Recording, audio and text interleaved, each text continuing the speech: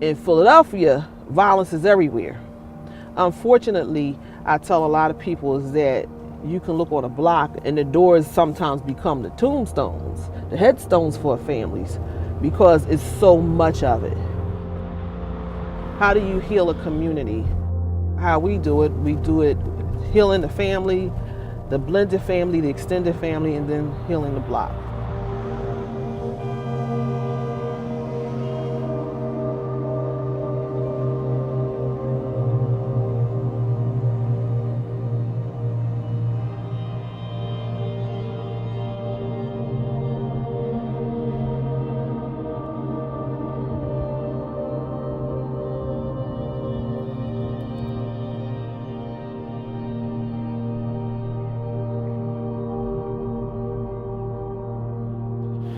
And what was your niece's name?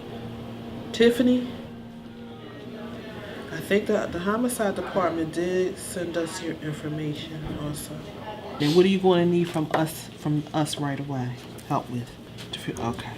So I'm going to put in a victim's compensation form for you.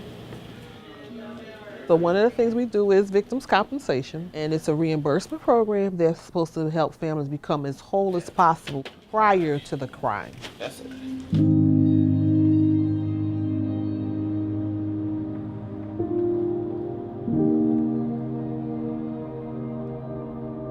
We specialize in homicide victims, and the main goal is to try to get funeral expenses paid for if they're not able to. There's a component that states that if your loved one played a part in their demise, victims' compensation can deny you your financial reimbursement. The problem with that is that the person is deceased, and so it really victimizes those that are left behind.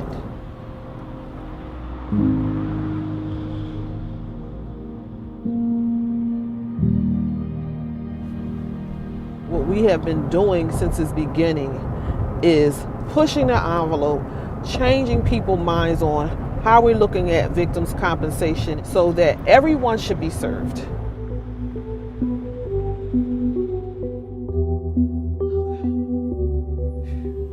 I grew up in West Philadelphia and I loved West Philadelphia. It changed for me. My son, Hakeem, he always wanted to make you smile and kiss me, hug me. He was just different. He never got upset. He always spoke softly. My son was murdered December the 21st of 2015. He was 22 at the time. For them to take care of the body, do what they do to the body, prepare the body for the burial. It was a little over $4,000. We didn't have money for it, not at all.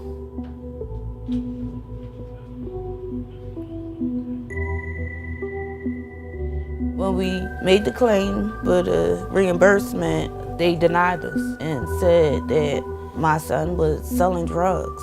My son didn't sell drugs.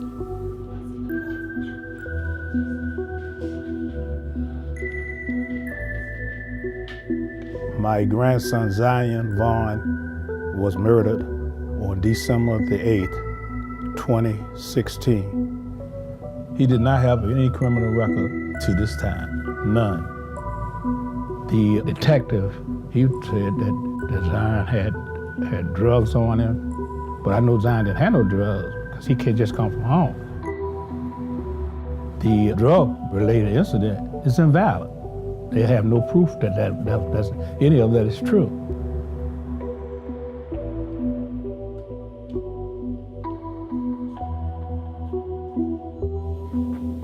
Where they found the evidence at was away, was not near him, the drugs. Right. It's a biggie because the detective is saying one thing, Right. but he was shot in the back, Right. which showed that he was running away from whatever was happening. And it did not support that he was selling No. any narcotics. Okay. Conclusion of law and discussion. The hearing officer recommends that the decision of the victim's compensation assistance program to deny claimant's claim for funeral expenses shall be reversed and that claimant claim for reimbursement of funeral expenses be granted. Yes. Great. Yeah. I'm hyped. This is the first one that has gotten this far, who has the strength to do it, Yeah. to fight as long as he has. Yeah. He went all the way. Yep. Zion would be proud of his papa. Yep. Miss Maggie Cole. They reversed their decision. They're going to reward me $6,500.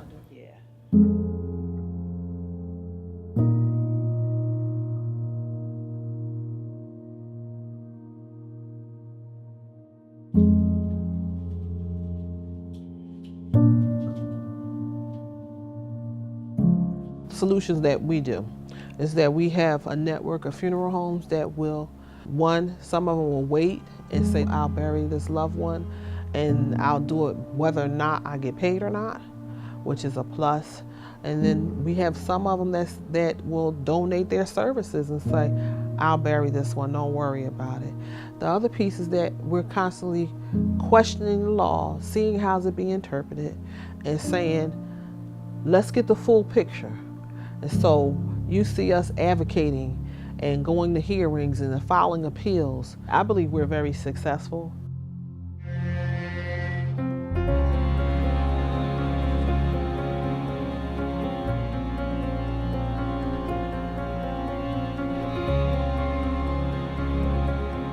We are in this fight to change that one thing for victims' compensation. I'm hopeful that that will happen.